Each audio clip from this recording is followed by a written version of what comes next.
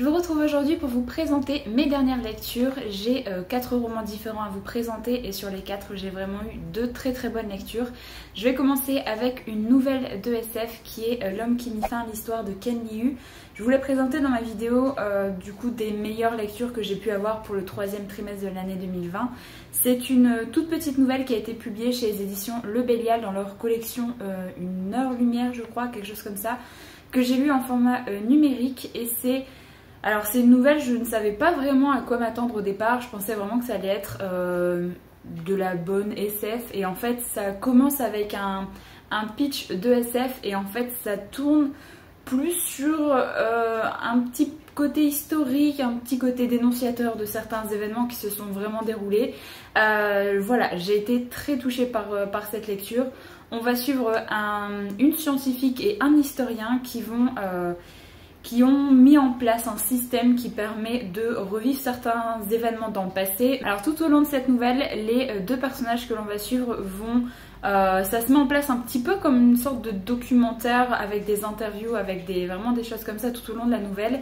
Et en fait ces 2 personnes veulent que les autorités japonaise arrive à accepter et dénonce en fait tout ce qui s'est passé durant la Seconde Guerre mondiale au niveau de l'unité 731, je l'ai noté pour pas me tromper, qui est du coup une unité qui sévissait au niveau de la Chine et je ne savais absolument pas du tout je ne connaissais pas du tout en fait cette partie-là de l'histoire, c'est vraiment des choses qui ont existé et du coup on part sur un concept de SF avec le fait de pouvoir voyager dans le temps et de pouvoir accéder à certains souvenirs du passé en fait on va dire, mais en fait la nouvelle c'est plus un documentaire avec des choses qui sont dénoncées, des choses qui sont mises en avant par rapport à tout ce qu'il y a pu y avoir dans cette unité. Personnellement du coup j'ai été me renseigner en fait du coup sur internet par rapport à ça parce que je ne connaissais pas du tout cette partie là de l'histoire. Il y a beaucoup de choses qui nous sont cachées quand vous faites pas forcément les études dans ça, en fait vous connaissez pas forcément tout ce qui s'est passé. Et je vous laisse aller voir un petit peu toutes les horreurs qui ont été faites avec l'unité 731 qui a pu y avoir en Chine. C'est des choses horribles. J'ai appris beaucoup de choses avec cette nouvelle, de tout ce qui s'était passé là-bas. C'est vraiment une nouvelle qui m'a mise mal à l'aise en fait, mais qui m'a appris beaucoup de choses et elle m'a beaucoup touchée. Je trouve que l'écriture est vraiment superbe. C'est pas évident à lire, c'est pas une nouvelle qui va vous mettre le sourire aux lèvres, ça c'est sûr. Mais je trouve que c'est vraiment bien fait. J'ai beaucoup aimé le principe de faire une sorte de documentaire comme ça. Et voilà, moi je suis vraiment très contente de l'avoir lu. Je vais très certainement lire les autres nouvelles que Ken Liu a déjà publiées, qui sont déjà sorties en France, avec notamment La ménagerie de papier, je crois que c'est ça. Vous avez déjà été plusieurs à me recommander cet ensemble de nouvelles qui sont déjà publiées au Livre de Poche, il me semble, ou Folio SF, ou je sais plus quelle maison d'édition. Mais j'ai beaucoup aimé la plume de cet auteur. Ça faisait un moment que je voulais le découvrir depuis que j'avais lu Le problème à 3 cordes de Liu Cixin. Je voulais découvrir un peu d'autres auteurs qui pouvaient être d'origine asiatique et qui faisaient de la SF en fait. Et je trouve que c'est un peu plus facile de trouver des auteurs pour la SF que pour la fantasy. J'en trouve plus facilement. Mais voilà, j'ai vraiment beaucoup aimé sa plume, j'ai vraiment beaucoup aimé la façon dont il a fait cette nouvelle. Et comme je vous l'ai dit, ça me réconcilie vraiment avec le format de la nouvelle parce que j'ai beaucoup aimé. C'était ni trop long ni trop court, c'était vraiment pile ce qu'il fallait. Et si jamais vous souhaitez un texte qui est quand même assez poignant, assez engagé quand même et qui dénonce des choses qui sont vraiment passées dans notre passé à nous, je vous le conseille vraiment beaucoup. Donc voilà, ça a été vraiment une très bonne découverte. Je vais pas en dire davantage parce que c'est une nouvelle qui fait une centaine de pages, donc si jamais vous êtes intéressé, n'hésitez pas. Le deuxième roman que j'ai beaucoup apprécié, c'est Terminus de Tom Zveterlich, donc publié aux éditions Albin Michel Imaginaire. Ça fait un moment que j'ai envie de lire ce livre-là, donc je suis vraiment très contente de l'avoir acheté récemment et lu quasiment aussitôt. C'est un roman qui mélange le genre de la science-fiction et du thriller. On va suivre une enquêtrice qui s'appelle Shannon et qui fait partie du NCIS. Un beau soir, elle va être appelée par des personnes du FBI puisqu'il y a une scène de crime qui vient d'avoir lieu et elle va être appelée là-bas. Elle va être appelée puisque il y a la femme et les 2 enfants qui ont été vraiment massacrés, mais le mari forcément c'est le premier suspect à qui on pense et ils l'ont toujours pas retrouvé. Par contre le mari fait partie des marines ou quelque chose comme ça, donc c'est pour ça qu'on appelle Shannon sur les lieux du crime. Vous avez donc Shannon qui va aller voir ce lieu du crime et en fait on va s'apercevoir qu'il manque également la plus grande des filles de cette famille et donc on va commencer à enquêter sur où est le père, où est la fille et savoir si elles sont toujours en vie, ce qui s'est vraiment passé. Donc ça débute avec un côté thriller comme ça, avec une résolution d'enquête. Sauf que le patron de Shannon va lui dire il faut absolument qu'on retrouve la fille et pour ça je vais t'envoyer dans le futur, puisqu'il y a un procédé qui a été mis en place dans cet univers qui permet aux personnes de voyager dans le temps, notamment dans le futur. Au début de l'histoire, on est dans les années 80 et du coup Shannon va partir dans le futur. Il me semble qu'elle va atterrir dans les années 2015 pour essayer de voir comment est-ce qu'ils ont résolu l'enquête, ce qui s'est passé, est-ce qu'ils ont réussi à retrouver la jeune fille, qui était le coupable, enfin voilà, tout ce qui est lié par rapport à l'enquête. Vous avez Shannon qui du coup va faire beaucoup de choses en 2015, je vous dis pas quoi. Donc dans le roman on va suivre vraiment la résolution de l'enquête et savoir ce qui s'est passé à cette famille, mais également il y a autre chose qui interfère dans ce roman, c'est le terminus qui... en fait, quand ils ont découvert le voyage un peu temporel, ils ont également essayé d'aller voir ce qui allait se passer en fait à l'humanité. Ils sont tombés sur un endroit qu'ils appellent du coup le terminus, qui est techniquement la fin du monde, où il n'y a plus du tout l'humanité telle qu'on la connaît nous aujourd'hui. Donc voilà, ils surveillent un petit peu la date de ce terminus pour savoir quand est-ce qu'aura lieu cette fin du monde. Mais avec les événements qui se sont passés, la date du terminus a fait un sacré bond en avant.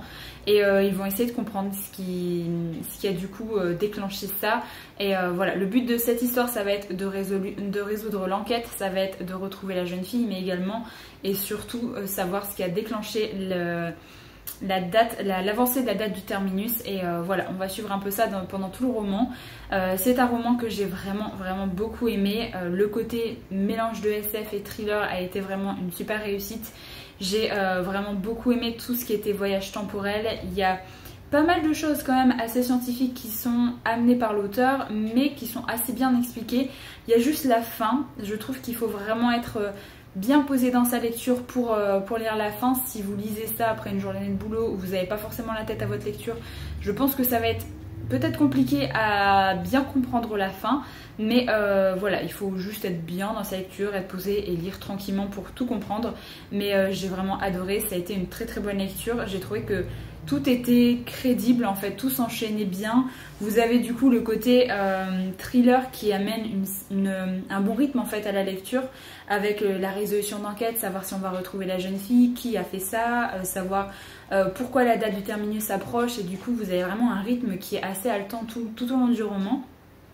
La seule chose qui a fait que ça n'a pas été un coup de cœur, c'est le personnage de Shannon. C'est une militaire, on va dire, hein. Vraiment c'est vraiment quelqu'un qui réussit à faire barrage quand même à ses émotions par rapport à tout ce qu'elle voit dans son boulot, ce qui est normal. J'ai trouvé qu'elle avait un caractère assez froid. J'ai bien aimé le développement du personnage tout au long du roman, mais par contre ouais, j'ai juste pas réussi à m'attacher vraiment comme j'aurais voulu à ce personnage.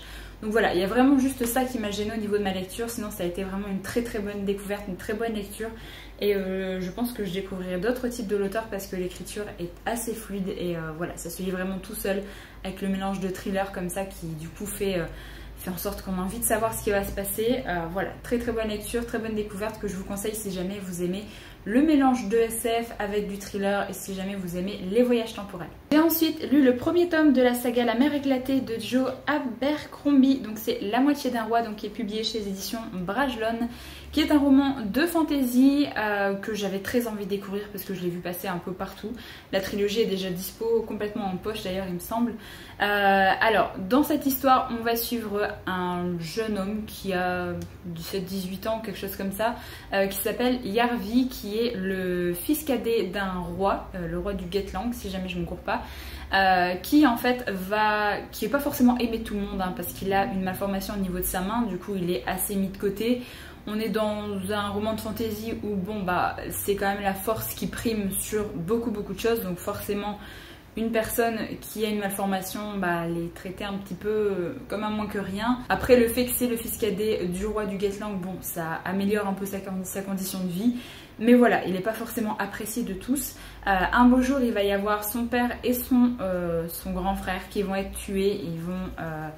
Ils devaient partir pour signer un traité de paix, je crois, quelque chose comme ça, avec un autre peuple, et en fait, ils vont se faire tuer.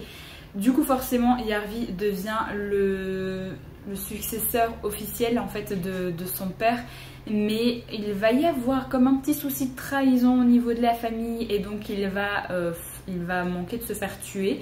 Et du coup, pendant tout le roman, on va suivre un petit peu comment il a fait pour essayer de s'en sortir, et tout ce qu'il va faire, tous les péripéties qu'il va devoir traverser pour essayer de reconquérir son trône. Alors c'est un roman qui est un petit peu dans un univers nordique. C'était une très bonne découverte de l'univers, une très bonne découverte de la plume de l'auteur.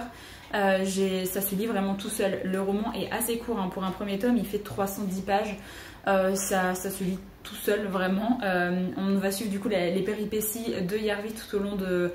Après sa trahison, la trahison de sa famille, et donc il va avoir des compagnons de route, tout ça. Donc ça a été une lecture assez sympathique. J'ai bien aimé, comme je vous dis, la construction de l'univers qui est assez cool. Les personnages qu'on va rencontrer tout au long du roman sont très sympas également. Après, je regrette quand même le fait que ce roman fasse que 310 pages. J'aurais voulu plus de détails par rapport à l'univers, et j'aurais aimé plus de détails par rapport aux scènes d'action aussi, parce qu'on a des scènes d'action qui arrivent voilà, au fur et à mesure dans le roman, mais je trouve qu'elles sont très abrégées, et du coup je sais pas, je trouve que l'auteur il a commencé ses scènes d'action, il s'est dit allez hop hop hop, c'est bon, c'est fini, et du coup on passe à la suite, et voilà, enfin j'aurais aimé beaucoup plus de détails par rapport à ça. Ça reste un roman qui est quand même assez basique au niveau de l'intrigue, j'ai bien aimé, mais c'est pas non plus une intrigue fou, hein. C'est un mec qui a été déchu de sa position de départ et qui va tout faire pour reconquérir son trône et essayer de revenir à sa position initiale. Ça n'a rien de nouveau dans le genre de la fantasy, mais après ça se lit bien. Franchement, je ne veux pas dire que c'était mauvais, loin de là. J'ai passé un bon moment de lecture. Je lirai la suite d'ailleurs avec plaisir. Voilà, j'ai beaucoup aimé la fin par contre, parce qu'il y a un petit twist à la fin qui a fait que voilà, j'ai été surprise. J'ai bien aimé la fin. Voilà, ça a été une très bonne découverte par rapport à l'auteur, mais je pense que son autre série qui est je ne sais plus quoi, je mettrai la photo juste ici, me tente beaucoup plus que ça, parce que en fait j'ai trouvé que ça avait un côté un peu je sais pas, moins approfondi que la plupart des livres de fantasy que j'ai pu lire. Je trouvais que c'était un univers très... Les bases sont posées, mais c'est pas un univers hyper fouillé. On n'a pas trop d'informations non plus. On suit en fait la quête de notre personnage, mais on n'a pas beaucoup d'informations par rapport à l'univers, tout ça. Donc voilà, ça a été une bonne lecture. Ça n'a pas été une lecture folle, mais globalement j'ai bien aimé. J'ai bien aimé la fin, j'ai bien aimé les personnages, j'ai bien aimé le style d'écriture. Donc pour moi, il en faut pas plus pour me donner envie de découvrir la suite, donc voilà. Et ensuite, je vais vous parler du tome 5 de La Roue du Temps que j'ai enfin terminé, donc de Robert Jordan. Donc c'est le tome 9 et 10 en format poche. Je sais pas si ça vaut encore la peine que je vous présente les romans de cette saga, parce que au fur et à mesure, quand je vais vous présenter le tome 8-9, est-ce que j'aurai vraiment grand chose à dire sans vous spoiler? Je ne sais pas. Je vous dis un petit peu mon avancée au fur et à mesure, mais c'est pour ça que je place d'ailleurs cette saga, enfin les livres de cette saga à chaque fois en fin de vidéo update lecture, parce que si vous n'êtes pas intéressé, vous pouvez quitter la vidéo avant. J'ai vraiment un avis hyper mitigé sur ce tome 5. La première partie était très longue, comme d'habitude j'ai envie de dire. Là dans cette saga ça commence à être... voilà, surtout le tome 4 également, ça a été très long au niveau de la première partie, et là c'était rebelote, hein, ça a été très long. Là c'est quand même une belle briquette, hein, quand vous prenez les deux parties. La première partie était très longue, et la deuxième partie par contre j'ai adoré. Donc il y a toujours une différence de... je sais pas, différence de rythme par rapport à chaque tome. Le début est toujours lent, ça a du mal à se relancer, vous retrouvez les personnages à certains endroits, et en fait comme on change beaucoup de personnages, il commence à y avoir des tonnes et des tonnes de personnages dans cette saga, bah en fait on n'avance pas des masses dans l'intrigue principale, du coup il y a des personnages qu'on voit très peu, voire pas dans certains tomes, donc bah voilà, vous aimez bien un personnage, vous n'êtes même pas sûr de le lire, enfin de suivre son avancée dans un tome de cette saga, donc c'est assez dommage. Mais la première partie, ouais franchement, j'en avais un peu ras-le-bol, tellement c'était long. Pour tout vous dire, j'ai pris l'audio pour terminer ce tome 5 parce que je trouvais que je n'avançais pas du tout. Donc ça m'a aidé en fait d'écouter également en même temps que juste lire comme ça, parce que franchement c'était très long. J'ai toujours autant de soucis avec les remarques de Robert Jordan, des remarques... Bon là ça va, il n'y a pas eu de remarques grossophobes dans ce roman, mais par contre les remarques sexistes, punaise, mais... Si vous ne supportez pas ça, ne commencez jamais cette saga, parce que clairement, moi ça me fait lever les yeux au ciel. J'essaye de me dire, bon, cette saga a été écrite quand même il y a pas mal d'années, donc j'essaye vraiment de relativiser, mais vraiment si ça vous bloque, ne vous lancez pas dans cette saga, parce que vous allez... ça va vraiment vous gêner pendant toute votre lecture de cette saga, parce qu'on en trouve quand même beaucoup. Voilà, entre le fait que son chemisier ne fermait quasiment pas à cause de ses courbes voluptueuses, ses très longues jambes, le fait que les femmes sont là uniquement pour soit pour l'amusement ou pour du coup vous créer des ennuis, enfin il y a plein de remarques comme ça tout au long du roman qui sont abusées. Donc voilà, j'essaye vraiment de faire la part des choses par rapport à ça, et franchement je trouve que si l'auteur était encore en vie, hein, parce que bon, il a passé l'arme à gauche, si jamais il était encore en vie, je trouve que ça aurait été mais tellement bien d'avoir son accord pour retravailler le texte et enlever plein de passages très longs. Je trouve que ça aurait pu vraiment ramener un dynamisme à cette saga. J'ai toujours autant envie de savoir ce qui va se passer, j'aime toujours autant les personnages, j'ai envie de savoir comment va se passer les choses pour tel ou tel perso, même si on ne suit pas beaucoup dans chaque tome. J'ai envie de savoir vraiment comment la quête principale va terminer, mais vous avez déjà tellement de quêtes annexes que pour l'instant, des fois la quête principale, on se demande où elle va partir. Voilà, j'ai toujours envie de savoir ce qui va se passer, mais vraiment il y a des choses, vraiment entre les remarques sexistes et les problèmes de rythme, c'est vraiment les deux choses qui me saoulent le plus dans cette saga. Je continue parce que vraiment, c'est la curiosité en fait de savoir ce qui va se passer, et quand même, c'est un classique de fantasy que j'ai vraiment envie de lire une fois dans ma vie, donc je m'accroche et j'essaye de pas laisser trop de temps entre chaque tome, parce que au fur et à mesure, franchement, il y a tellement de personnages, il se passe tellement de choses avec plein de personnages différents qu'on a vite oublié où est-ce qu'on en était dans cette saga. Mais vraiment la fin par contre était juste géniale, comme quoi il y a vraiment une différence à chaque fois entre le début du roman et la fin, parce que la fin était juste trop bien, ça finit vraiment un peu de façon épique. Il y a un truc qui se passe, je m'y attendais tellement pas, j'ai failli chialer. Donc voilà, il y a vraiment une différence qui est chiante en fait à chaque tome, parce que des fois on se dit mais est-ce que ça vaut vraiment la peine que je lis la première partie? Si je passe à la deuxième partie, est-ce que je vais vraiment louper quelque chose? Donc voilà, j'ai vraiment adoré la deuxième partie, j'ai vraiment adoré la fin.